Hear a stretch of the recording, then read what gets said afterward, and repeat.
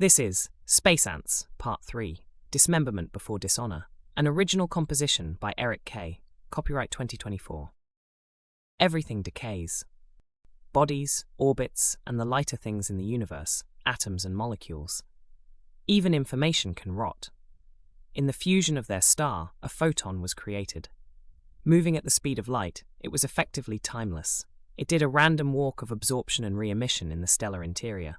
After unwitnessed years, it finally raced through the outer layers of the star, through interstellar space, and struck a water molecule at relativistic speed. From there, its energy separated hydrogen and oxygen, the dust of a dead star. The hydrogen escaped, leaving the reactive oxygen embedded in the ice. The ending molecule was smaller. The universe had become less complex, and in the eons, those three atoms would never be united again. The hydrogen was pulled into their gas giant. The oxygen reacted and held onto itself. That bound oxygen, O2, remained stuck in ice. There it sat until it was breathed into the spiracles of a unique creature. A biologic machine which could do the impossible, reverse entropy. The ant colony, now called Black Sting, grew in complexity and prospered. It explored, gathered resources, performed chemical reactions to create larger molecules, and produced more of itself. No other ant colony challenged them, though they were far from safe. They had experienced the repeated surges of terror of falling inward towards the white moon, only to miss it, and then for them to accelerate away. Over many orbits, it looked like impact was inevitable, but then their rocks would race into a higher orbit, slow down, and miss the ice moon. This strange cycle was alien to the ideas the space ants carried. In was death, out was life. Now what gave life or death was uncertain. When their moon died, and the atmosphere was stolen by their gas giant, and the thinning air held much less water, the evolutionary stress of having less air followed leg in leg with needing less water. But less water is not the same as no water, and as Black Sting grew, they needed it more. They lived in terror of the thing they needed, the white moon. White was ice and life, but in was death. How could they reach the white moon without dying? The colony had no answer, but this strange quasi-orbit became fortuitous for the armed ants. They came into contact with planetesimals of all sizes, as the ice moon had not yet cleared its orbit. Black Sting found many things. Most were dry, hard-baked masses of solid rock. Others were ice and enabled life to continue for another orbit. The worst were the hollowed-out wastes of another colony, husks already picked clean and cast off by other ants. But the watchers reported a fresh sight. Green specks as they floated in this new orbit. There was another color of life in their ancient collective memory. Green. Only blue-green algae, which was a critical color they cultivated, was consciously remembered.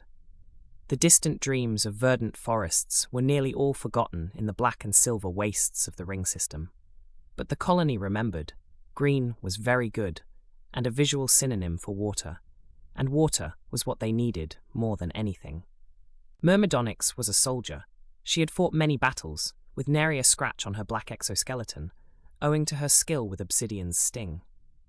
Warriors were big, much bigger than workers which had already experienced evolutionary gigantism. In complex environments with many choke points or difficult terrain, evolution favors larger ants. On flat, simple terrain, the strategy is reversed, and smaller warriors succeed because they can surround the larger ones. Size came with added expense, and one which few colonies could spare, and so much of Mermadic's life was spent asleep. But that's when the dream ants came. Dream ants were a breed of signalers, but specialized to pass information along. And information was more resistant to decay. While ants slept, the dream ants trained the warriors, and it could be passed from one colony to another of a different breed. The dream ants of White Moon, though few as none were replaced, gave strange dreams. Dreams of green spheres and of green ants. Green was an impossible color for an ant. In the dreams, the enemies wielded long stingers, impossibly longer than any obsidian blade, and longer than an ant. Stingers which could wielded like obsidian and able to impale an enemy from afar. White Moon was not small because of any inherent problem with the species. They were small because other tool-wielding ants killed them. At least, that was how the dreams went. Information decays like everything else, and perhaps White Moon's ideas had become corrupted. The dream ant twitched and prodded the antennae of Mermadic. Her neurons were being trained. Slash and dodge, wrestle and throw, sting and slice. Her many orbits of dreaming kept her skills sharp as her blade. The training dreams ended, and Mermadic awoke to pain, hunger, and unignorable thirst. She searched around her hutch and found her blade, which was underneath her mat of old lava silk. By now the tip had broken, and the edge was chipped in several places, but those impromptu serrations had made the slice better, though the stab was worse. Eclipse, as she called it. She held it in her mandibles with pride. Next, she devoured a mat of old dried fungus. Her metabolism, the glycolysis central to life, could create water from chemical reactions, but that would be too little too late. She was intensely thirsty. The thin air could not hold much moisture. Though her resting respiration was faint, her slumber was long and had dried her out. Water could condense on the walls, especially in the center region of their nest, where the big-headed ants slowly increased the pressure by alternating breathing in, blocking the tunnel, then exhaling inside the central chamber. Mermadic crawled to the more humid chambers. She dragged her mouthparts over and around the walls, but found no moisture to suck. But space ants did not give up and die at something as trifling as no water. However, the colony's success and growth was its own undoing. Previously, a single chunk of ice might water them for 10 orbits, but now it barely lasted 1.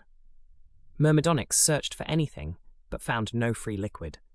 A pool of liquid had to be near freezing, as even a tepid temperature might cause a boil in the thin interior atmosphere. But by now, nearly every crag of ice on their colony rock had been consumed. The holes where the ice had been were all backfilled with a structural slurry that hardened goth black. Next, she searched the biologic dump for any plump nibble. There were few. Every skeleton was desiccated and picked clean. Nothing. The fungal farm was also dust dry. She used her size to stop other ants. Water. She interrogated the workers who passed by. Every ant gave the same answer. None. The honeypot ants were all thin. The ice was all mined, and the water had turned into waste. The waste was stored as ice, and bacteria slowly consumed it, but at a rate too slow to relieve thirst. Mermadic even squeezed her girth into holes where the greenhouse ants lived. Her antennae could not reach them, but they reacted violently to her approach. They would not regurgitate their moisture to any ant. Her thirst was extreme. Mermadic's dorsal vessel had to pump more often as her blood, called hemolymph, had become thicker. She could feel the pressure pulse through her carapace. She felt the pain of friction as her organs were deprived of lubricating fluid. Her muscles were sluggish and pained, as they were bereft of energy from an interrupted ATP-ADP cycle. This was death, and a painful one. A death not in battle, as warrior ants wished, but the slow, terrible death of dehydration, life's universal enemy, which could never be defeated. A death from chemistry. When she had searched everything, she laid down in an intersection of tunnels and pondered eating one of her fellow workers. Killing and eating her own tribe was dishonorable. But perhaps an old worker from White Moon would come by. Or rather, perhaps she was to be the one sacrificed for the colony, dismembered and recycled for them. The workers scurried around her and were more annoyed than bloodthirsty. But her patience paid off. One worker was bringing a fresh body to the morgue. Mermadic held the worker down, sucked every drop of fluid she could from the partial corpse, and then let the worker go about their labor. For a moment, her death was delayed, though the certainty was inevitable. She was not dismembered, nor did she need dishonor to live. Thump to thump.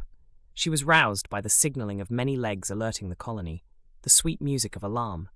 It had been many orbits since her last battle. She did not even know, but more orbits than she had legs. Battle, finally, she thought. Her body felt the slow release of chemicals, a warmth of stimulants, and she scurried to an exterior door ant. There was a swarm, and it would take several cycles of opening and closing to exit the colony. Warrior and worker alike waited. Her turn came, and she sucked in any remaining air and waited. The great door ant lifted its head. Sunlight hit her eyes. Outside, the sun was dazzling. The rings lit up in a billion points of light and sparkled with great beauty. Mermadic's eyes adjusted. She beheld the backside of their gas giant in infrared. The swirling near-red sphere was intersected by the long, thin slice of the rings, their biome, and stretched away as far as she could see. That thin ring, containing ice and the shredded leftovers of their dead moon, was all the life they'd ever know. Mermadic followed her swarm of sisters to one side of their colony. There, a latticed bridge of workers towered into the black sky. Her eyes spied their goal. Up ahead, floating in space, was something she had never seen before. Above them was a huge green sphere, half lit by the light. The dreams implanted during her sleep roused her from wonder to alarm. Distant memories stored in her genes equated green with water, and she was thirsty. But it was not all green. As it got closer, she saw a forest of long white spines. Their workers were constructing a siege bridge, which was nearly complete. Mermadic crawled up the legs of her sister workers. The segmented tower was alive and cohered with one united purpose: water. The massive green sphere floated above. It briefly eclipsed the sun, and a shadow fell over the tower. She could see spikes, white glowing and backlit. The green giant was in fact a prolate spheroid, not that space ants had the vocabulary for that rugby ball shape. Its verdant green beckoned them. Fragments of forgotten neural pathways fired, remembering for once the old dream that green was the original color of life. They all felt it. Their lost instinct had finally remembered a color spawned only by abundant water. Another part of the colony cast off used mass, and Evriant sensed the colony slowly moving toward its prey. Mermadic observed the sphere. The green skin was with dotted small bubbles or boils, and pinched ridges. Long spines were dispersed from each other, but in between the areas were filled with innumerable smaller ones. And she saw the flits of movement on what looked like trails under the white spine forest, but could not focus on anything. Floating off from the spine tops, she saw thin lines of lava silk. They drifted and hung slack in the void. She saw lifeless drones from her colony, which looked impaled by the long protrusions. Did the drone jump assault fail? Such a thought was too complex for her, and she only paid attention to her job ahead. The siege tower stretched nearly to the spines. Easy jump, and she crawled to the top. Slowly, the green spheroid rotated away from them, deliberately, like it had animus. Out the back, it shot a tiny rock. The stone flew towards the siege bridge, collided with a thin line of linked workers. Mermadic clutched the legs of her sister, bracing for the reverberation of the collision. The rock bowled 3 ants off into the void. She felt the silent impact. The living siege tower slacked and then tightened up. All legs tensed, and the impact was dissipated, while only losing 3 workers to deep space's death. The green sphere's countermeasure was ineffective, as it gained only a moment's reprieve, though the relative velocity between colony and green slightly increased. The colony's distributed consciousness recognized this, and it pushed off some other mass opposite of the siege tower. The colony inched forward, and the bridge grew. Space ants approached again. The green sphere pushed another small rock away, but missed hitting the tower. They were in a slow race in zero gravity, each expelling anything to change their relative speeds. Steady streams of workers left the bridge for an airlock, only to cycle back out in an endless circle of respiration, though a worker with no exertion might hold their breath for the entire siege. Mermadic stayed still, almost asleep, conserving her oxygen. Her large size allowed her to compress more air and stay at her post. A steady stream of workers crawled over her towards the green thing. She watched as they reached their goal. The living bridge reached out and clutched the long spines like the maw of a giant creature or a claw of a monster. Individual workers bit and held spines and were not impaled like the jumper drones, though the spikes were a strange encounter. Workers chewed off the long spines and slowly clear a safe landing zone. Other workers landed and bit anything to secure the connection. The siege bridge was the only point of contact, but the colony could scarcely maintain so many workers outside in the void. Weavers tried to tie lines, but the spines gave no barb to secure to. Mermadic was the first of 4 warriors to stand on the newly cleared space. Scouts came and reconnoitered the terrain, scuttling off in random directions, trying to penetrate the thicket. Workers cleared off most of the spines around the landing zone.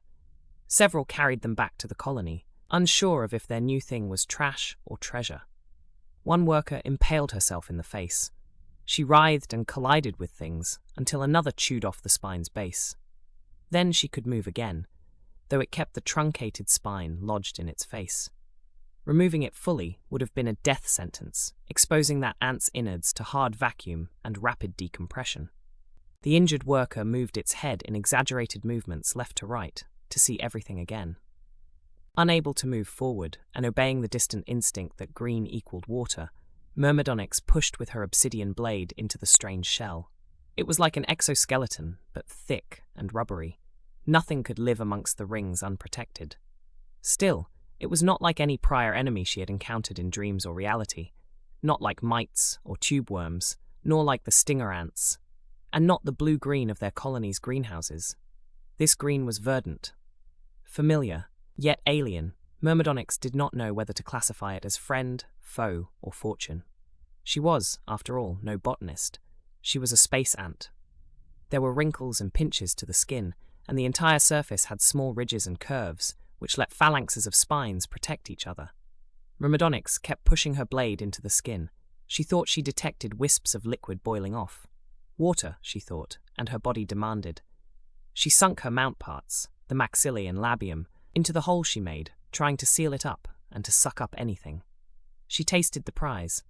The liquid was semi-sweet, refreshing. Her anxiety relaxed for a moment. The rate of flow was slow, and she wanted water more than breath, but the peace did not last. Her sensitive hairs felt vibrations from below. The piercing or the sucking had provoked a reaction from the green sphere. Her antennae tapped on a worker near her. "Investigate," she commanded. The worker walked through a small trail, in the forest of uncleared spines, one far too small for Mermadic to enter. Mermadic let go of her hole and sunk her blade in deeper. It was easier to cut now and more fluid boiled off. She quickly placed her mouth back in, but extracted only a quantum of fluids before she saw the unexpected. The forest of spines moved. Ahead, on the same trail the worker took, a hole appeared. The hapless worker was almost swallowed up, but hung on to nearby spines with its legs. It looked down into the green moor. 6 small ants emerged from the hole and dragged the fighting worker down.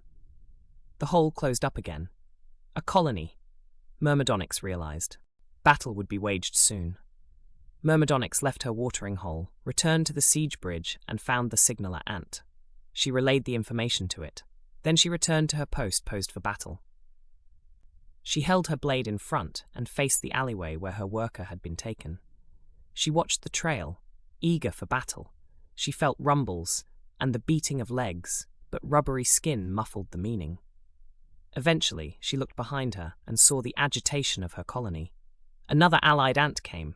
Under attack, it tapped out on her gaster. They all repositioned, crawling over other allies towards where the commotion originated. But there, Mermadic spied the same thing. A forest of spines with small trails, and no sign of danger. Other soldiers followed the workers, clearing a path, but again they saw nothing. Only glimpses of enemies through the thickets, or a few missing workers. By now, the siege ladder had tugged the 2 massive structures closer. The colony's instinct was to integrate anything it could, and with such a colossal prize, it needed it close. Blacksting knew there was something which inhabited the interior of the space cacti, though they did not know to call it that. Blacksting was on the verge of dehydration, and anything silver-white or green had to be consumed. They had only passing knowledge of such an object from the patterings of White Moon's dream ants, and did not know the danger it was in. Once the green sphere got within a spine's distance of the colony, they sprung the trap. Mermadic could feel immense changes underneath her feet. She saw the spine forests move, which revealed many large stomata, which had co-evolved to act as airlocks for the smaller ants. Out of the new holes, swarms of small ants emerged. Battle, she and her sisters thought. She readied her blade, eager to teach them the pain of obsidian's slice. The small ants were fearless and charged directly at her. She recoiled on her back 4 legs and swung. The serrated blade traced a wide path, crashing into the first enemy. She killed it outright and saw its head rupture and spray fluids onto her blade, rebaptizing it. There was no time to relish the victory, or to savor the enemy's vital fluids. Mermadic turned and immediately killed another ant, only for another to take its place. Holding the blade in her mandibles, she swung it in wide arcs in front of her, trying to cover more area, but then she became weighed down. It was as though gravity was slowly turned on. "Trap," another warrior said visually with their antennae, but their words were incomplete as the panicked ant was pinned to the ground. Dozens of the swarm stung it in the head, eyes, and pronotum. It writhed in pain and let loose its air, only to scream in silence. Mermadic moved over to rescue, but a leg was stuck. She turned her head and saw small enemy mandibles fastened to her leg. Its back legs clutched a nearby spine. She reached behind, swung her obsidian blade, and missed. But instead of a failure, she had severed the spine it clutched to. She barely felt its increased weight and ran over to the ally, being swarmed and stung to death. Other allies backed into her, also seeking to evade the swarm and form a defensive perimeter. She continuously circled, trying to keep the workers off her legs. For every ant Mermadic killed, another 2 took their places. They were being overrun. She could not help. Mermadic saw the tiny ants spear the pinned ally with a spine. White Moon's dreams were not wrong. Other ants with tools existed. She watched her ally's antenna signal panicked thoughts until the tiny enemies chewed them off. Spines were sticking out of its head, but it was still alive. An enemy worker moved one embedded spine up and down. Mermadic marched to rescue her ally. She felt another ant on her back trying to bite through her exoskeleton, but her armor was too strong. Ahead, just 2 body lengths away, she watched the tiny ant continue to lever a thick spine up-down. The spike must have hit a joint in their armor, for her ally's exoskeleton ruptured catastrophically. A rapid decompression of fluids coated everything in the melee before boiling off in the vacuum. Armor was no good against tools. Adding insult to injury, the battlefield was too open. It allowed the smaller ant swarm to flank every one of Blacksting's soldiers. An ally came over to her, killed her free rider, and Mermadic turned around and did the same for her warrior. They stood leg to leg but facing opposite directions, each covering the rear and one side of the other. Mermadic looked for better terrain from which to fight from. Could she crawl into the tunnels? No, she could not fit through the thicket. They needed sisters at their sides and defensible terrain. The only option was back up the siege tower, which still connected the 2 colonies. Lines of her worker ants still clung to the spines, spread out like a sticky net over the landing. Their single points of contact partially protected them from the swarm scurrying around the strange sphere's emerald skin. The workers held, best they could, but anxiety pulsed through the tower. Mermadic retreated. She felt like she was dragging an entire colony behind her. Pain emanated from the bottoms of her legs, as she could feel the mandibles of the minions squeezing at her exoskeleton, but they were too weak to pierce. Ouch! White-hot pain emanated from her rear. She had been speared in her gaster. What a dishonor, being stabbed in the back while fleeing. She felt more pain, but the enemy ant couldn't lever her armor off as she was now scurrying with all her might. Because of her dehydrated state, less liquid was exposed to hard vacuum, and she did not explosively boil out. Her armor held. Allies were escaping swiftly. The last workers evacuated the landing zone. The entire siege tower retracted, as if it had one collective purpose: save the colony. Mermadic reached the nadir. She saw other abandoned allies around her being swarmed. The tower's shadow passed over her. Fitting. She might have thought if there was time for such a thought. All that was left was her and her black blade. She turned around and swung Eclipse in wide strokes, slaying every tiny ant in her reach. Better a fate of dismemberment before one of dishonor. Slice, dodge. She killed another. Blood and fluids propelled the carcass, which crashed into another tiny ant. Wrestle, fling. Her body bucked a free rider off into deep space. Her energy waned, and the enemies pinned her down, but she would not relinquish her blade. Ahead, she saw an enemy approaching with a spike. Death comes, she thought. Darkness grew. The siege tower had stretched, and with one final expansion, reached down, and 2 workers grabbed her off the landing zone and back into safety. 6 of the enemy swarm still clung to her. Another evacuee ant placed its large mandibles on a neck and decapitated it in one satisfying crunch. The other enemies were to be captured alive and held more gingerly in the jaws of workers. The tower retracted and disassembled. Mermadic watched the enemies grow smaller until all she could see was the faint scurry of creatures recycling the battlefield. Back on her colony rock, Mermadonyx had difficulty getting back into the airlock. She had to fold her body painfully and re-injured herself more from the broken spine still stuck in her rear. Inside, she finally breathed. For many moments, she hyperventilated the thin, dry air and laid still in the hallway, sure that being recycled was her next and last mission. She crawled feebly to the trash midden. The hive was alive with great activity, and workers passed over her. They excitedly cycled back through the airlocks. The workers had succeeded with something, somehow. Unseen to her, they took something from the green sphere. The great green thing reproduced by asexual budding, and when time was ready, would slough off a new sphere. But it was a holobiont, a multi-species egg, containing a fully sealed ecosystem.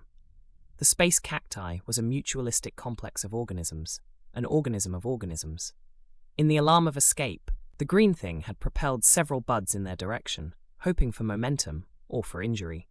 Several struck and stuck to the webbing connecting their colony's rocks. The workers busily bit into one of them, extracted any water, and brought dismembered bits back into the colony. They had also secured many spines which would supply the colony with more weapons than the now rare obsidian blades. Mermadonyx arrived at the organic trash heap. For the colony, she seemed to think. She dropped her blade. Goodbye, Eclipse, she thought. A worker, one of the medical caste, came over to her. It went over her entire body, searching without telling her anything. She breathed hard, but other than dehydration and the pain of being impaled, she was not due to die. Not this orbit, anyway. The medical ant concluded the same. However, the spine needed to be removed. Another helper ant came over and steadied itself against the walls with its hind limbs. It placed its mandibles on the spike and gave it a slight twist. Remove, the medical ant ordered. Pain, Mermadonyx jerked forward and shrieked. The helper ant extracted the spine, and meanwhile the medical ant stung near the wound. Then it placed a foot over the hole. Her blood, still thick by dehydration, sealed it quickly. The medical ants were a class of workers with a weakened poison. This chemical was a painkiller and a coagulator. Mermadonyx was not to be recycled, not today. With so many warriors already dead, she had too much information to waste. The colony needed her. She picked up Eclipse and dragged her butt back to her hutch, and there she slept. Deep in her slumber, her battle with Greensphere was retransmitted to the dream ants. Over and over there were dreams of little ants using simple rods to pivot and pry, and the colony learned. The end, for now at least. This has been Space Ants, Dismemberment Before Dishonor. An original composition by Eric K., copyright 2024. This audio has been artificially narrated by Revoicer. Subscribe to my channel for more Space Ants, and hit that like button. It makes the ants happy and helps the colony get through one more orbit. You don't want space ants to die, do you?